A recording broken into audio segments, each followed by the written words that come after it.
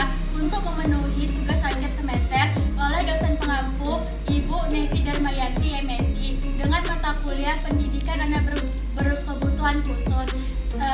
Pertama, saya akan memperkenalkan diri saya Anissa Hadisti Rahayu, dan teman saya Hoylullah Hanum Tanjung, dan saya Zahra Yunita. Selamat menyaksikan. Saya Hoylullah Hanum Tanjung. Di sini saya akan menjelaskan tentang pengertian tunadaksa dan faktor-faktor penyebab terjadinya ABK tunadaksa. Jadi, tunadaksa dapat didefinisikan sebagai penyandang bentuk kelainan atau kecacatan pada sistem otot, tulang, dan persendian yang dapat mengakibatkan gangguan koordinasi, komunikasi, adaptasi, dan gangguan perkembangan keutuhan pribadi. Jadi, tunadaksa itu adalah kondisi anak yang memiliki anggota tubuh yang tidak sempurna. Ketidaksempurnaan ini hanyalah secara fisik, sedangkan fungsi panca indera penderita tunadaksa ini masih normal, sehingga kelainan ini kerap disebut juga sebagai cacat tubuh atau distabilitas fisik.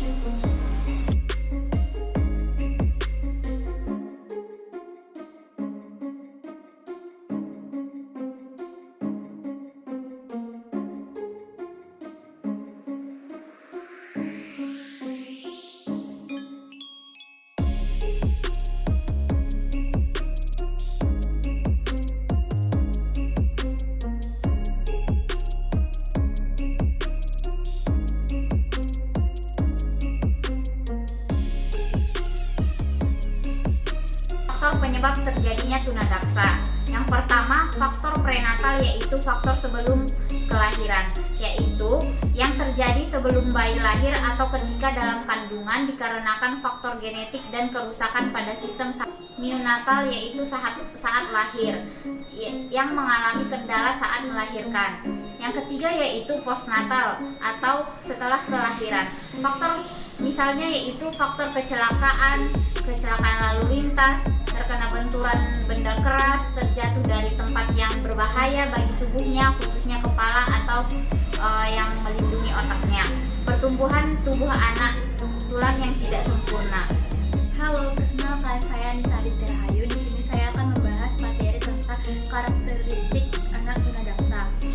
Menurut Aziz, karakteristik ketunadaksaan dapat dibagi menjadi 5 karakteristik.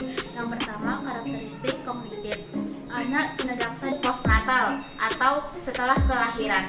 Faktor misalnya yaitu faktor kecelakaan lalu lintas, terkena benturan benda keras, terjatuh dari tempat yang berbahaya bagi tubuhnya, khususnya kepala atau yang melindungi otaknya, pertumbuhan tubuh anak, tulang yang tidak sempurna.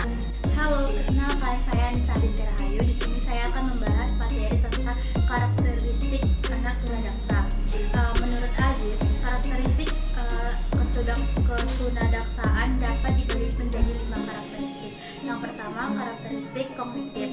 Anak tunadaksa dengan kelainan sistem otot dan kerangka umumnya memiliki tingkat kecerdasan normal sehingga bisa mengikuti pelajaran sama dengan anak normal.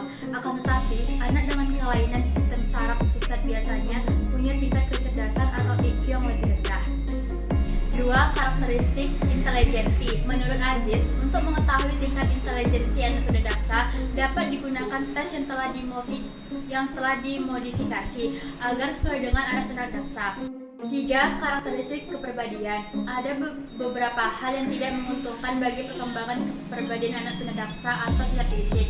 Di antaranya, yang pertama, terhambatnya aktivitas normal sehingga menimbulkan perasaan frustasi. Yang kedua, timbulnya kekhawatiran orang tua. Itu ada karakteristik fisik. Selain kompetensi yang harus berkembang, aspek fisik juga merupakan potensi yang harus dikembangkan oleh setiap individu.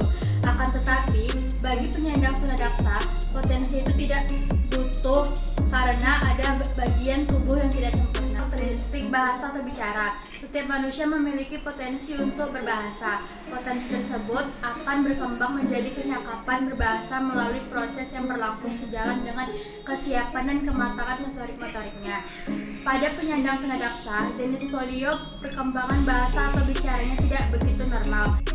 Halo guys, perkenalkan nama saya Zahra Yunita. Di sini saya akan menjelaskan tentang layanan pendidikan ABK tunadaksa, yaitu model layanan pendidikan untuk anak tunadaksa. Yang pertama, kelas biasa, mengarah kepada pendidikan inklusi anak tunadaksa belajar di sekolah umum bersama-sama dengan anak normal. Kelas atau sekolah khusus, anak tunadaksa belajar dengan sesama anak tunadaksa lainnya di sekolah khusus atau SLBD. Jadi, sistem sekolahnya terpisah. Yang ketiga, anak tunadaksa belajar di rumah dan guru yang berkunjung ke rumah. Yang keempat, sekolah di rumah sakit, yaitu anak tunadaksa belajar di rumah sakit karena lama dirawat agar tidak ketinggalan pelajaran. Maka, guru yang datang ke rumah sakit.